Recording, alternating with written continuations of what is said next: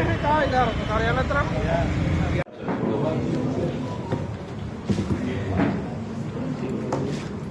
क्या कहते हैं दीपावली की, और दीपावली जैसे एक दिन नहीं होता है, एक 5 दिन का पर्व होता है। दीपावली की, काली पूजा की, गोवर्धन पूजा,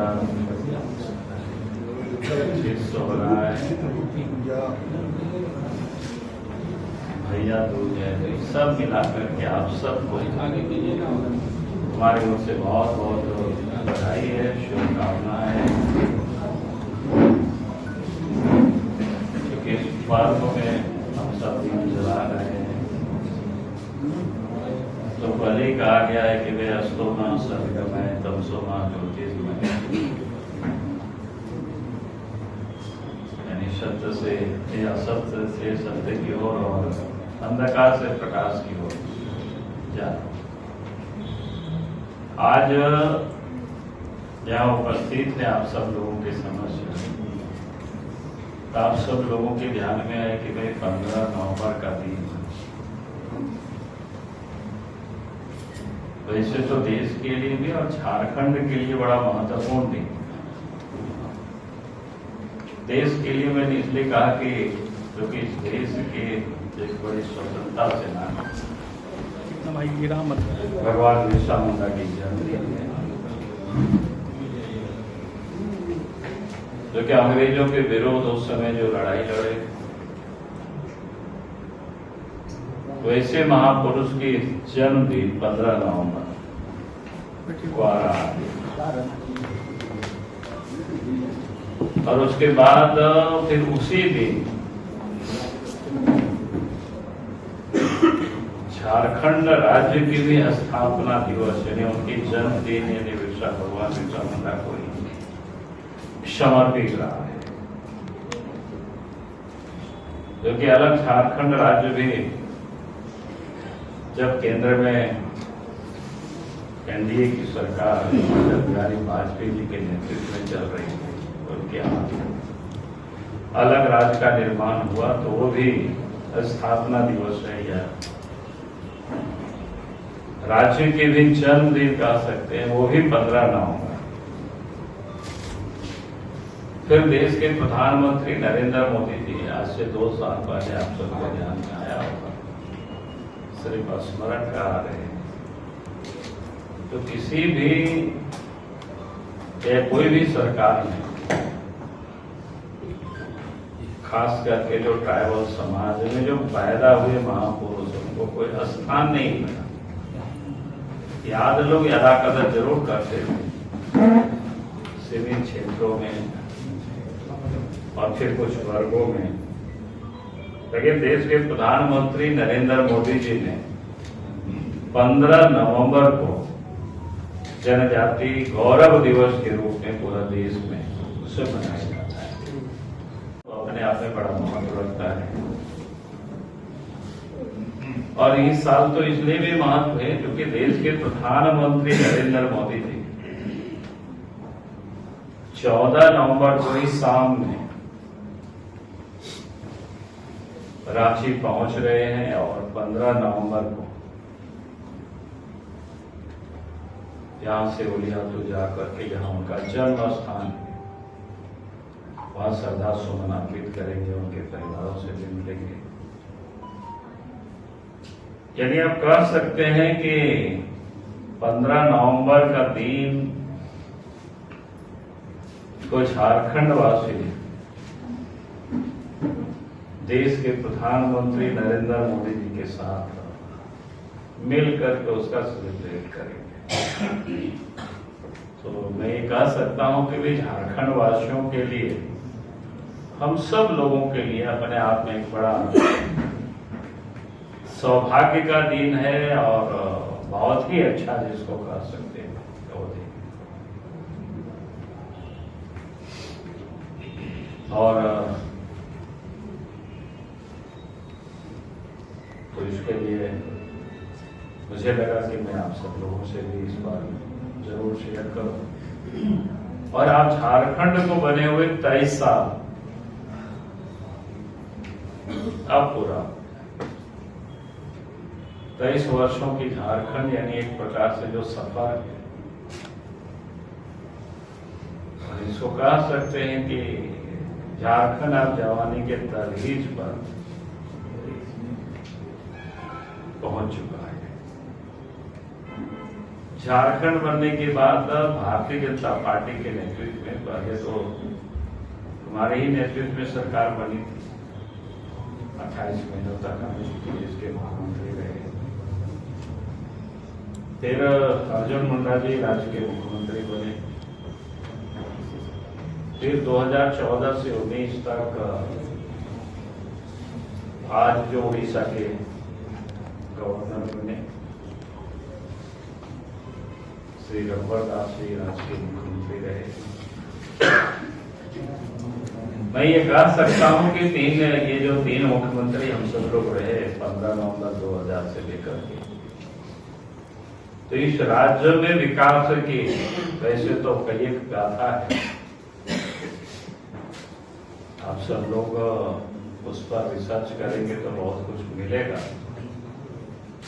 मैं सिर्फ कुछ चीजों के मैं पॉइंट आउट कर देना चाहूंगा कि 15 नवंबर 2000 के पहले की स्थिति अगर आप याद करें तो झारखंड में कानून व्यवस्था और उसमें भी खास करके माओवादी जो प्रॉब्लम था कि विरासत में मिली उत्तर प्रदेश में, ये काफी हालत खराब थी। जैसे सरहद में दुश्मनों से बचने के लिए सिपाही अपने बंकरों में छुप करके रहते हैं और कानून व्यवस्था राज्य में भी बिगड़े हुए था पूरी तरह से। लेकिन राज्य बनने के बाद मैं कह सकता हूं कि लगातार जब सरकार बनी और हम सब लोगों ने सरकार बनाई तो कानून के राज्य को हम लोगों ने स्थापित किया। जो किसान खेत खलिहानों को छोड़ करके शहर की ओर पलायन कर गए थे, खेतों को छोड़ दिया था माओवादी उग्रवादियों के कारण, फिर वो वापस आए और खेती बाड़ी करने लगे। तो मैं ये कह रहा था कि उस समय की हालत आप सब लोग अगर याद करेंगे तो आप आज की तारीख से अगर आप तुलना करेंगे तो भारतीय जनता पार्टी की, जिसे हमने कहा कि 3 मुख्यमंत्री थे और हम सब लोगों ने इस राज्य में बांधा काम कानून व्यवस्था को ठीक रखा। लेकिन जैसे ही प्रदेश में हेमंत सोरेन के नेतृत्व में सरकार बनी तो अब कानून व्यवस्था इतनी खराब हुई है, मैं वर्णन नहीं कर सकता। अब उसमें भी धनबाद जैसा क्षेत्र जहां पर कोयला नगरी है, आम लोग वहां बताते हैं कि वे कोयला की यानी आज तक इस प्रकार से अवैध रूप से उत्खनन कभी नहीं हुआ था जितना इस वक्त हो रहा है हेमंत सोरेन के राज्य में। आए दिन बड़े बड़े व्यवसाय छोड़ दीजिए, छोटे छोटे उद्यमियों को भी, दुकानदारों को भी टेलीफोन पर धमकियां दी जाती है, पैसा जमा करो, दो नहीं तो फिर जान से हाथ धोना पड़ेगा। गोलियां भी चलती है, क्या करना है। कुछ दिन पहले व्यापारियों ने भी बंद किया था बाजार, आप सब लोगों के संज्ञान में। तो पूरे प्रदेश में आज ये स्थिति है और इसलिए मैं कहता हूं कि आज के तारीख में जब बीजेपी के नेतृत्व में सरकार हुआ करते थे तो फिर अपराधी खौफ खाते थे, इधर उधर छूटते फिरते थे।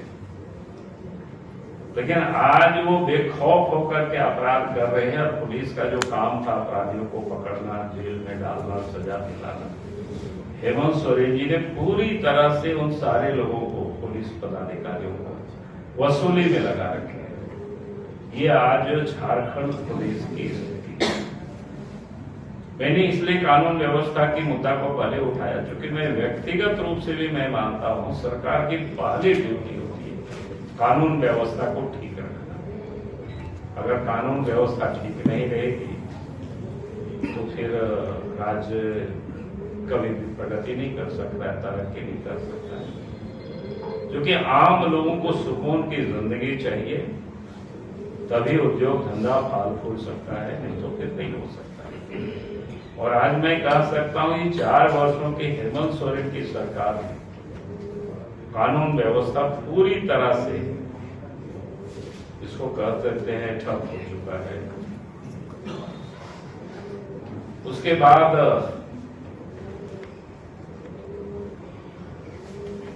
विकास का भी मामला है। तो बीजेपी की जब सरकार बनी तो आप सबको ध्यान में है कि गांव तक पहुंचने की क्या हालत थी, वो किसी से छुपा हुआ नहीं हो सकता। कि गांव के लोग मुख्य सड़क तक पहुंचने में कठिनाई, यानी आवागमन की सुविधा नहीं। इसमें भी जब सरकार है तो आवागमन की सुविधा, यानी सड़कों की सुविधा, सड़कों की इसको कह सकते हैं, जात बिछाए गए। प्रधानमंत्री ग्राम सड़क योजना, मुख्यमंत्री सेतु योजना, नदी नाला में पुल पुलिया बना, और देश के प्रधानमंत्री नरेंद्र मोदी जी जो बने तो एक बड़ा संकल्प लेकर पूरे देश और झारखंड में भी पीछे नहीं रहा, यानी गांव के घरों तक भी बिजली पहुंचाए। और आप याद करिए, पहले हम लोग मिट्टी तेल के लिए जूझना पड़ता था। कहीं भी जाते थे, लोगों की शिकायत ये मिलता था कि भाई हमारे यहाँ मिट्टी तेल नहीं मिल रहा है, नहीं बांट रहा है। लेकिन बीजेपी की जब सरकार बनी तो लगातार मैं कह सकता हूँ विकास के उस मुकाम को हासिल किया। अब मिट्टी तेल की कहीं कोई चर्चा भी लोग नहीं करते।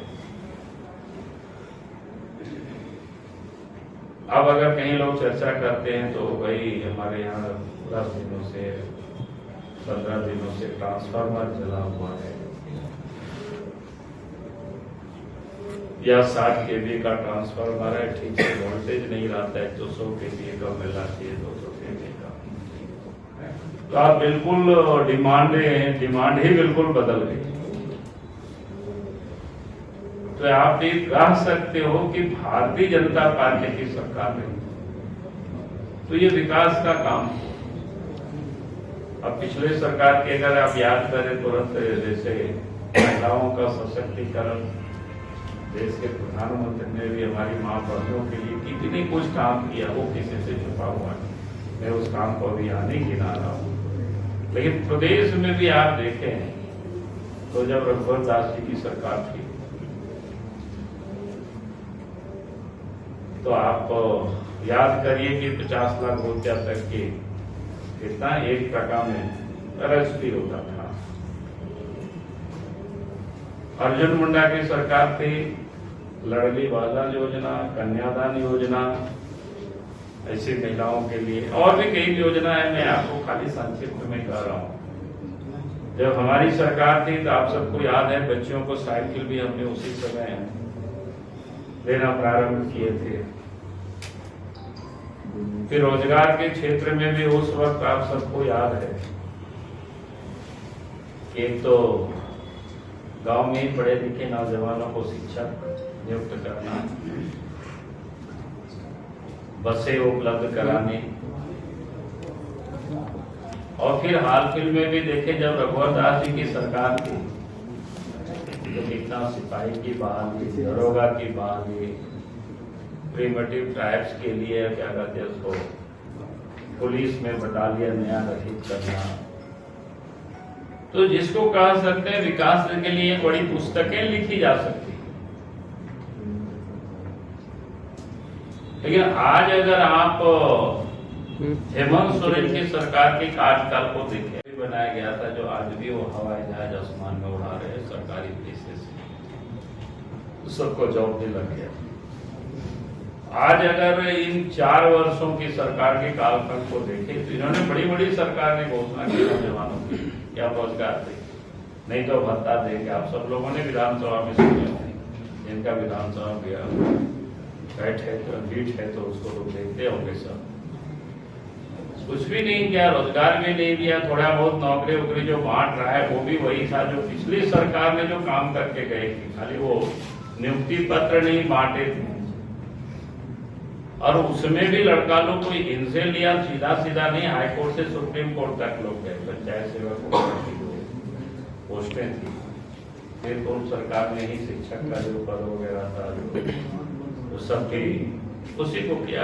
कुल मिलाकर के अगर 4 वर्षों के कार्यकाल को देखें तो नौजवानों को भी ऐसे ही इन्होंने ही सरकार ने लोगों को जब में रखा।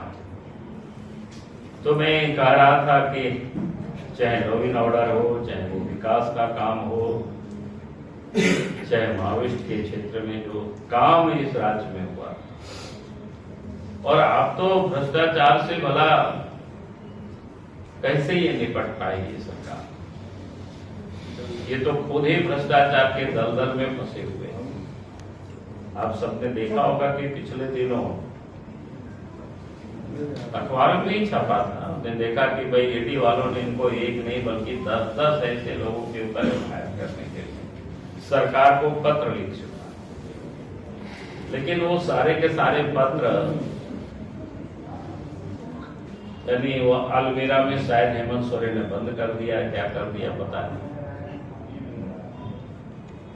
और इतना ही नहीं, हेमंत सोरेन को भी जो नोटिस दिया गया, 1 नहीं 2 3 4 5 नोटिस उनको दिया गया, वो भी हाजिर नहीं हो रहे। हमने तो कहा है कि भाई अगर इतना नोटिस के बाद कोई हाजिर नहीं होता है तो विधि सम्मत जो भी कार्रवाई करनी है सीडी को कार्रवाई करनी चाहिए, नहीं तो आम जनों की कानून पर से विश्वास उठ जाएगा। क्योंकि जो व्यक्ति कानून के रखवाले होते हैं और संवैधानिक सर्वोच्च पद पर बैठे हुए मुख्यमंत्री है राज्य के, अगर वही कानून का अनुपालन नहीं कर उसी को वो डिसोबे कर रहे हैं, तो सवाल इसकी नहीं है कि वो डिसोबे कर, सवाल ये उठता है कि आखिर कानून का क्या होगा। और फिर आम जनों को ये भरोसा भी उठ जाएगा। इसलिए पहले तो हेमंत सोरेन को बिल्कुल कानून का अनादर नहीं करना चाहिए, उनको जाना चाहिए, उपस्थित होकर के अपनी बात बतानी चाहिए। अगर वो गड़बड़ नहीं किए तो उनको घबराना भी नहीं चाहिए, और नहीं तो फिर विधि सम्मत एडी को कार्रवाई करनी चाहिए। विषय वस्तु काफी है, लेकिन मुझे लगा कि आज सब आप लोगों से आज मैं इतना ही बात कर रहा हूँ, झारखंड की बल्कि पूरे देश की जनता को फायदा हो। और झारखंड तो मैंने पहले ही कहा कि स्वाभाविक है, झारखंड राज्य के लिए इतना बड़ा दिन है 15 नवंबर, और उस दिन देश के प्रधानमंत्री आ रहे हैं। हम सब लोगों के साथ मिलकर 15 नवंबर को भगवान बिरसा मुंडा की जन्मदिन को, राज्य की स्थापना दिवस को सेलिब्रेट करेंगे, तो अपने आप में यही बढ़। और फिर कई केंद्र की योजना है, क्योंकि मैं उस विषय पर मैं अधिकृत नहीं हूँ, तो वो तो देश के प्रधानमंत्री जी और केंद्र के उनके जो मंत्री रहते हैं वो सारे लोग विषय को आएंगे। लेकिन स्वाभाविक रूप से जब देश के प्रधानमंत्री भारतीय जनता पार्टी से और वो आ रहे हैं, तो स्वाभाविक रूप से भाई जिस पार्टी के हाथों अलग राज्य का निर्माण हुआ, तो झारखंड की जनता भी उत्साहित होगी, कार्यकर्ता तो उत्साहित रहेंगे। हमारे पार्टी के नेता आ रहे हैं तो हम सब लोगों की तो उत्साह होना ही होना है, लेकिन झारखंड राज्य का भी निर्माण भारतीय जनता पार्टी और अटल बिहारी वाजपेयी जी के हाथों हुआ, उसका सेलिब्रेशन देश के प्रधानमंत्री नरेंद्र मोदी जी, मैं समझता हूँ देश के पहला प्रधानमंत्री है जो कोई उनके जन्मदिन पर, भगवान बिरसा मुंडा के जन्मदिन पर यानी होली हाथों पहुंचेंगे, तो ये अपने आप में बड़ी बात है। नहीं, ज्ञापन शोभना नहीं, बाकी तो बातें होती है तो हम लोग बात करते ही हैं। और जब मैं बोल रहा हूँ तो सारे बातें जब प्रधानमंत्री से पहले भी मिलते हैं, आज भी मिलते हैं, तो वो भी जब मिलते हैं तो कोई ऐसा तो नहीं कि उद्योग धंधा के पूछेंगे, व्यक्तिगत रूप से पूछेंगे झारखंड कैसा चल रहा है, या उनके पास भी ढेर सारी मशीनरी है, पाइप भी है, बाकी सारे तो रोज आते रहते हैं, वहाँ क्या क्या हो रहा है। बाबूलाल जी 2017 में अमित शाह आए थे लिखापुर, सितंबर 2017 में, उससे दिवस तो नहीं, मैं इतना व्यक्तिगत रूप से जैसे अभी हम संकल्प यात्रा के समय हम ओलियासु गए और मैंने देखा वहां तक पहुंचने के लिए अच्छी सड़कें बनी हुई है और लगे हम थोड़ी देर के लिए ही गए तो मुझे लगा कि कुछ भी नहीं हुआ, ऐसा नहीं है, वहां तक बिजली भी पहुंची हुई है। जो विकास की जो बुनियादी चीजें हैं जिसे सरकार को करना होता है तो मैं समझता हूं कि उसमें से काफी कुछ काम हुआ है, क्योंकि 15 नवंबर 2000 को भी हम वहां पहुंचे। उस समय हम संभवतः हेलीकॉप्टर से पहुंचे थे और सड़कें उस समय बिल्कुल नहीं थे, उसके बाद भी किसी समय हमें पहुंचा था। तो इसलिए मैं कह रहा हूँ कि आज जो हमने कहा कि जितनी बुनियादी चीजें हैं और सरकार के जिम्मे जो काम होता है इसको फिर देश के प्रधानमंत्री कहते हैं ना, वे सबका साथ, सबका विकास, सबका विश्वास और सबका विकास, हमें सबको मिलजुल करके आगे बढ़ाना। तो पेयजल योजना की जो शुरुआत कर रहे हैं वहाँ 38 करोड़ रुपए की इस बार राज्य सरकार को अपने खाते से जा रही है, केंद्र सरकार अपने खाते से कुछ दे रही है, तो सारी बुनियादी सुविधाओं का पिछले साल सुब्रत मुंडा का अब निश्चित रूप से मैं कह रहा हूँ पीएम जा रहे हैं तो अगर उनके नजरों में, उनके संज्ञान में आए तो बाकी मंत्री और पीएम में तो अंतर होता है।